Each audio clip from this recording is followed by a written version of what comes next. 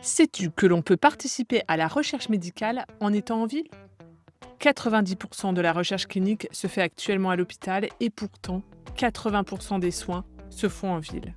C'est en partant de ce constat que Stan a développé la recherche clinique en ville. Avec Stan, tu peux intégrer des études cliniques à ta pratique, tester des innovations, enrichir ton exercice et être rémunéré. Le docteur Thomas Cantalou, directeur médical de Stan, nous explique comment Stan te permet de participer à l'innovation sans alourdir ta charge mentale.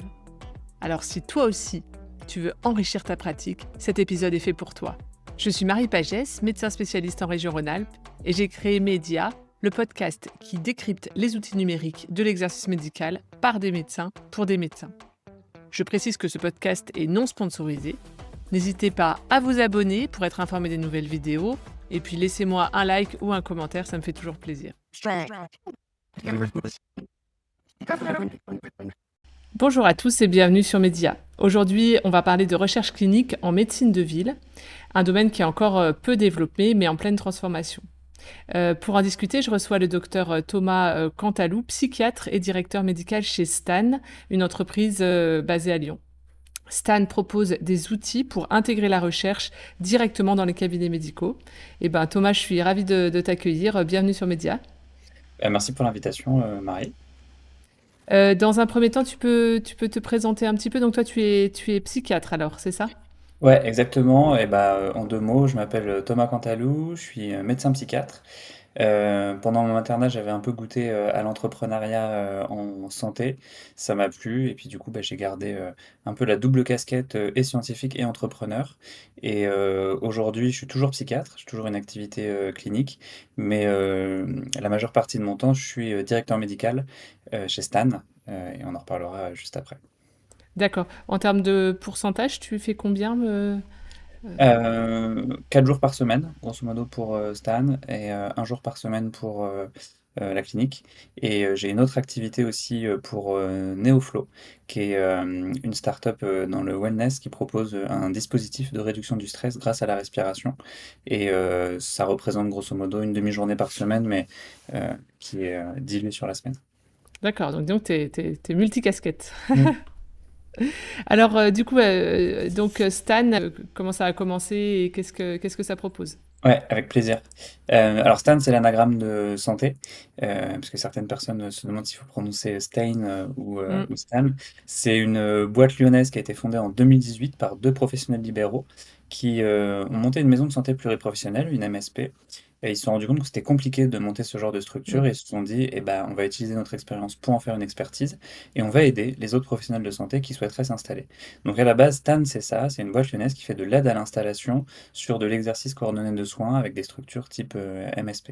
Mm. En 4 ans, ils ont réussi à accompagner près de 150 projets partout en France et ils se sont dit, est-ce qu'on ne pourrait pas utiliser ce réseau de professionnels de santé, donc ça fait à peu près 2000 pros de santé partout sur le territoire, utiliser ce réseau pour répondre à une question de santé publique qui était que aujourd'hui 100% de la recherche clinique, elle est quasiment uniquement hospitalière, Mm. alors que 80% des actes et des flux patients sont en médecine de ville.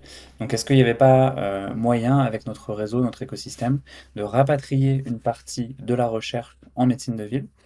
Parce que la recherche hospitalière, en fait, elle est assez éloignée de la réalité médicale et sociale du terrain, avec une surreprésentation de certaines pathologies ou de certains stades avancés de ces mêmes pathologies.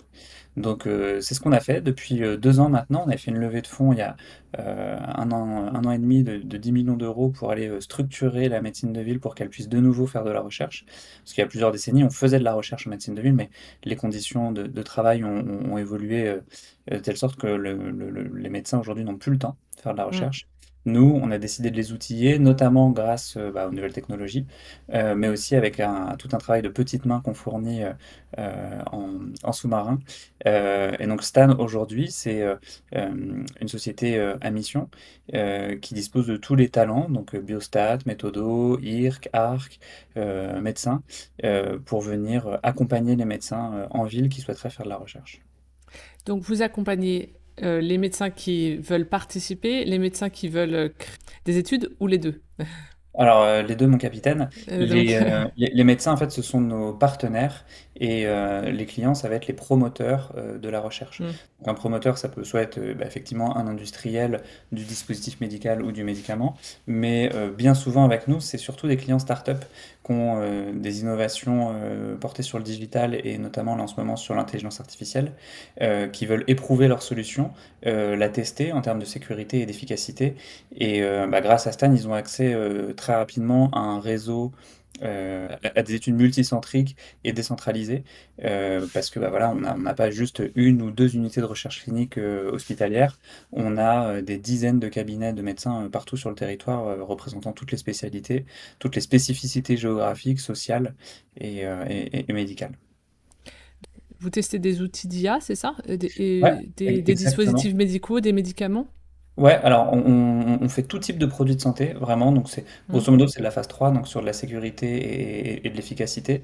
Tout type de spécialité, ça peut aller de la psychiatrie à la diabéto, à la cardio, pneumologie en ce moment aussi.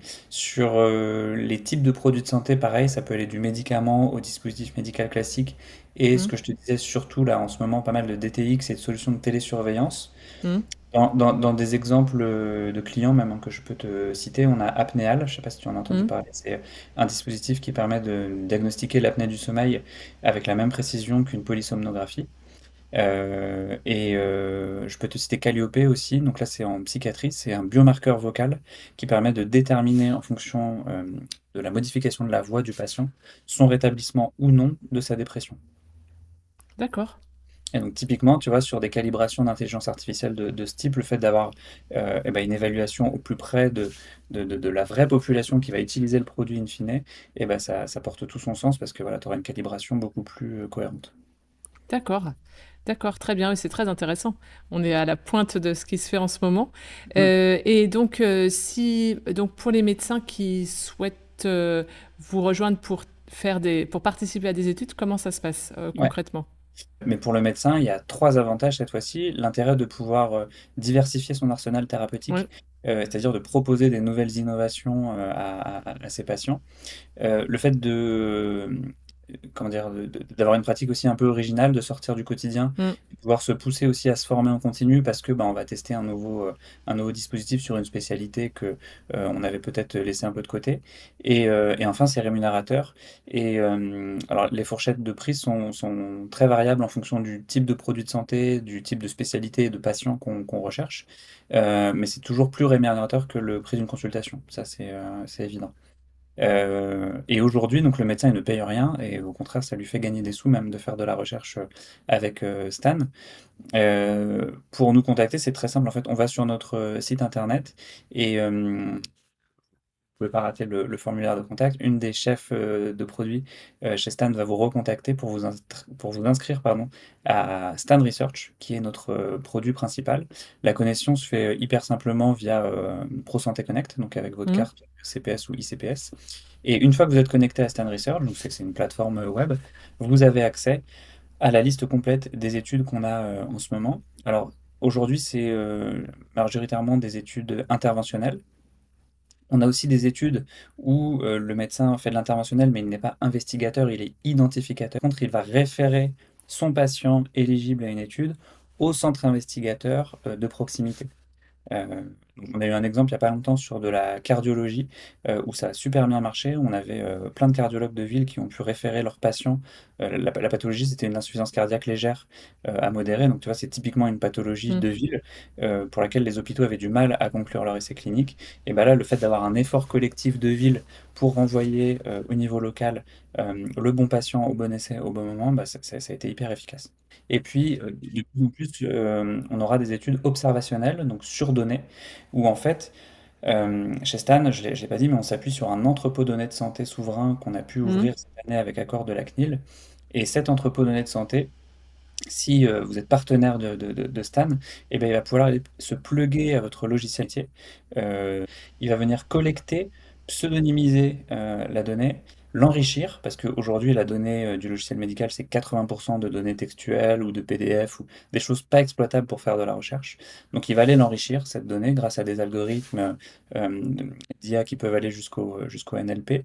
Et enfin, pardon, il va aller structurer cette donnée sur des formats interopérables pour qu'on puisse faire communiquer la donnée A d'un logiciel B avec la donnée C d'un logiciel D, Mmh. etc. Et du coup, une fois que toute cette donnée elle est structurée, interopérable, eh ben, on peut aller questionner l'entrepôt données de santé sur des projets de recherche, qui soient portés par des institutionnels, des académiques ou des promoteurs industriels. On va faire mouliner l'entrepôt données de santé. On ne vend pas la donnée, on n'est pas broker de données, mais on utilise toute la donnée qui a pu être amenée par les professionnels de santé partenaires pour répondre à des questions de recherche. Et forcément, on est sur un modèle vertueux, de partage de la valeur vertueux, où à chaque fois que un médecin aura eu la donnée de santé qu'il a produite, qui va être utilisée, et ben, il sera rémunéré pour ça. Donc voilà, deux types de recherche, interventionnelle, observationnelle. On est en train de faire un- un swipe progressif vers la recherche sur données parce que il y a énormément on se rend compte du potentiel de la RWE, tu sais, la donnée de vie réelle. Mmh. Et on a de plus en plus d'études là-dessus et ça peut être un modèle vertueux aussi pour le médecin et pour le patient. Donc voilà. Et donc Ouais. du coup, quelque part, on peut avoir une sorte de pop-up qui nous dit: «Votre patient, j'ai identifié que dans votre base de données, il y a tel patient qui pourrait participer à telle étude». Est-ce que c'est ce genre de choses qui va arriver? Exactement, en fait, donc Stan Research, qui est notre produit principal, c'est l'outil qui va venir référencer les essais cliniques, là où vous allez pouvoir vous inscrire sur les essais qui vous intéressent. Donc ça Euh, en actif, ça, on En est actif proactif, dessus, d'accord. exactement. Et on a une brique qui s'appelle Stan Assistant. Et donc, c'est effectivement le fait d'avoir cet entrepôt de données de santé plugué à votre logiciel médical. Il va en direct, en continu, aller rechercher le bon patient pour le bon essai. Et donc, si vous avez ce patient en face de vous, l'entrepôt de données de santé va pouvoir vous dire, bah voilà, sur les 10 études qu'il y a en ce moment concernant votre spécialité chez Stan, il y a deux études où le patient remplit 10 critères d'inclusion sur 15. Voilà, ça vaut le coup d'aller vérifier ces 5 critères d'inclusion pour lesquels l'entrepreneur de santé n'a pas eu la réponse. Par exemple, je sais pas moi, la fraction d'éjection du ventricule gauche, est-ce qu'elle est bien Mmh. supérieure à 65% ou pas? L'EDS n'a pas trouvé la réponse, mais peut-être que le médecin a la réponse ou le patient. Et donc, voilà. On vient faire un peu du pré-screening en continu pour venir booster les inclusions sur les essais cliniques. Comment ça se passe au niveau de l'implication de j'imagine qu'elle est vous arrivez à la mesurer en amont, à la préciser, si on veut entrer Ouais, dans une étude? alors complètement et en fait chez Stan, on a vraiment, un ADN soignant qui coule dans nos veines et à chaque fois qu'on accompagne un projet, on fait, en sorte que des médecins et des patients aient pu aller, challenger un peu le porteur d'innovation pour lui dire: «Attends, attends, attends, ton protocole là, il colle pas à la réalité. Moi, j'ai Mmh. pas le temps de faire passer 15 échelles, cliniques, pour, Mmh. ma visite d'inclusion, je suis en médecine de ville, ça c'est pas possible. Donc tu vois, on essaye de façonner vraiment, avoir une vision design thinking et façonner les protocoles pour qu'ils répondent à, bah, à la réalité du terrain. Sur les outils digitaux, souvent c'est le patient qui est assez autonome pour aller compléter des échelles cliniques, pour aller donner son score de satisfaction, pour aller renseigner sa glycémie, ce genre de choses. Et le médecin, en fait, en visite d'inclusion, il a souvent un ICRF à remplir, donc avec quelques scores cliniques, nom, prénom, etc. Et après, bah, il n'a plus grand-chose à faire finalement. Donc nous, on a une infirmière de recherche clinique qui monitore les études, qui appelle les médecins sur le rythme qu'on s'est fixé, soit c'est hebdomadaire, bi-hebdomadaire, tous les mois, ça varie selon les études. On les informe de l'avancée de l'étude au global, mais globalement, le médecin, on le prend par la main, il est vraiment accompagné de A à Z, et lorsqu'il s'engage sur une étude, bah, ça lui demande pas énormément de temps. D'accord. Et donc du coup, tu me parlais de tout ce réseau que vous aviez mis en place. Du coup, à l'heure actuelle, combien de praticiens participent à vos études? Alors, nous, sur le réseau Stan de base, avec les 150 MSP qui avaient été Mmh. accompagnés, c'est un réseau de 2000 professionnels de santé. Mais je ne vais pas te mentir et te dire qu'ils font tous de la recherche. Euh, J'imagine bien. Moi, le chiffre que j'ai l'habitude de donner, mais il faudrait peut-être que je l'actualise, c'est qu'on a environ 300 médecins qui montrent leur intérêt régulièrement pour faire de la recherche. Mmh. En général, sur des études, tu vois, la dernière étude que j'ai en cours, on me demande de trouver 12 médecins. On n'a jamais besoin de 300 médecins pour des études interventionnelles. Donc, on n'a pas besoin d'une base de données énorme pour l'interventionnel, d'autant plus que, bon, voilà, il y a un peu de turnover, c'est tout à fait acceptable d'avoir 300 personnes. Par contre, sur la recherche sur données, on est toujours en quête d'avoir un peu plus de monde. Donc voilà, s'il y a des médecins intéressés pour valoriser un peu la donnée qu'ils produisent, et ben nous, on est tout à fait disposés pour être partenaires et travailler avec eux. Voilà, après, c'est pareil, sur notre entrepôt de données de santé, on n'a pas besoin d'avoir 20 000 médecins parce que voilà, c'est beaucoup trop, ça représenterait un nombre de patients beaucoup trop important et la recherche coûterait plus cher que ce qu'elle apporte. Donc voilà. Il faut surtout des échantillons représentatifs, couvrir l'ensemble des spécificités, des spécialités, pardon, Mmh. et couvrir l'ensemble du territoire. Et voilà, vaut mieux être efficient que exhaustif. D'accord. Donc je vois que vous avancez assez rapidement parce que ça fait 2 ans, puis après là vous vous mettez sur les données de santé. Donc j'ai l'impression que c'est très actif. Quelles sont vos prochaines étapes là chez Stan? Alors, Même nous, si là, aujourd'hui, on est sur une logique d'internationalisation hmm, sur l'Europe pour commencer. Nous, on veut vraiment agir comme une plateforme au service de ceux qui font la recherche aussi, même si nous, on en fait.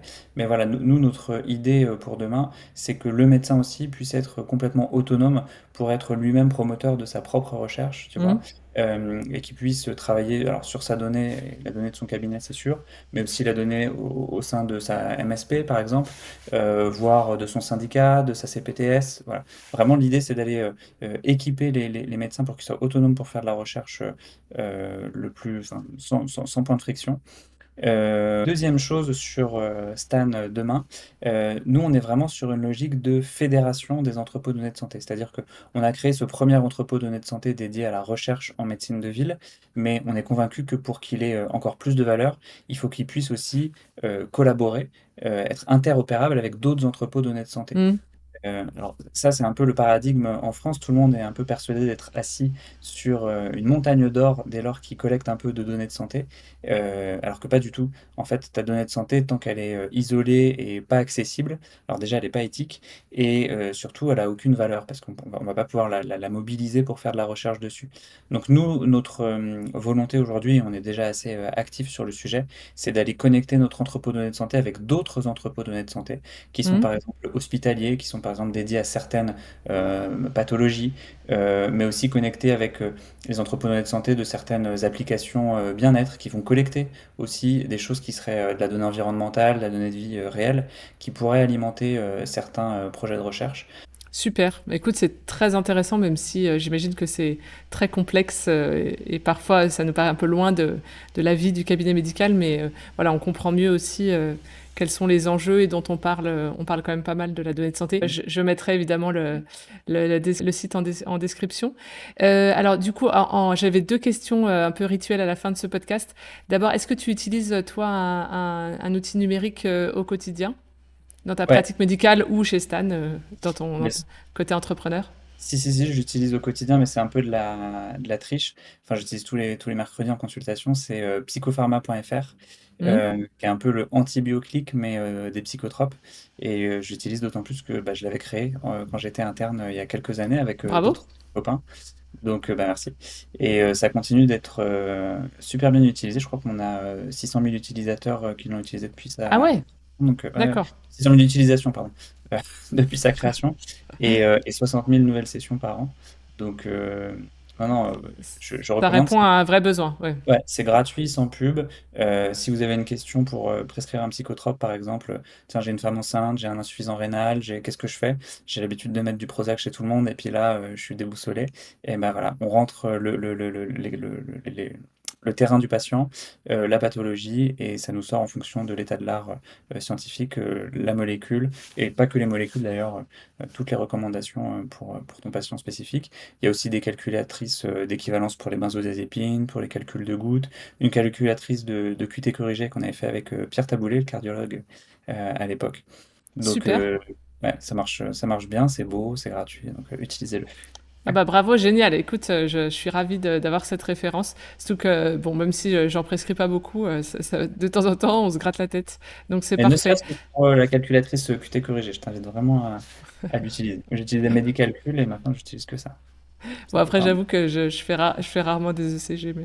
Euh, et puis, donc, ma deuxième question, c'est est-ce que tu as un podcast ou bien un livre ou une ressource à nous conseiller? Ouais, alors c'est un confrère, c'est Laurent Carilla, que tu connais sûrement, Mm. l'addictologue. Il a relancé un podcast là il y a pas longtemps et ça m'a fait plaisir de le réécouter pour se remettre à jour aussi sur l'addictologie. Ça s'appelle Addictolearn. Il me semble que c'est ça. Ouais. Ouais, Mm. j'écoute sur Spotify, c'est des épisodes assez courts mais bien intéressants. Donc, je peux le Oui, recommander. très qualitatif et très fourni, hein. J'ai trouvé que fallait bien se concentrer. Moi, au début, je l'écoutais en conduisant. Ouais, C'était assez. C'est très, très qualitatif. Il interviewe d'autres gens. Il est super, ce podcast. ouais, Très bien, merci beaucoup. Écoute, je suis contente qu'on en parle. Eh ben, merci bien. Écoute, je trouve que c'est vraiment hyper intéressant ce que Stan a mis en œuvre là. Je trouve que quand on quitte le CHU, bah, on fait une croix sur un certain nombre de choses, et dont cette impression d'être un peu au cœur de l'action quand on est au CHU avec la recherche. Donc, je trouve ça hyper intéressant qu'on puisse s'y remettre en cabinet de ville demain. Donc, merci bien. Et puis, on sera ravis de se tenir informé des suites pour Stan. Et ben écoute, merci bien Thomas, et puis à bientôt j'imagine. ouais, avec plaisir Marie et merci pour l'invitation encore une fois. Avec plaisir, voilà, bonne fin de journée. Et voilà, l'épisode est terminé. Merci d'être resté jusque-là. N'hésitez pas à vous abonner pour être tenu informé des nouvelles vidéos. Et puis laissez-moi un like ou un commentaire, ça me fait toujours plaisir et ça m'encourage. À bientôt sur Média.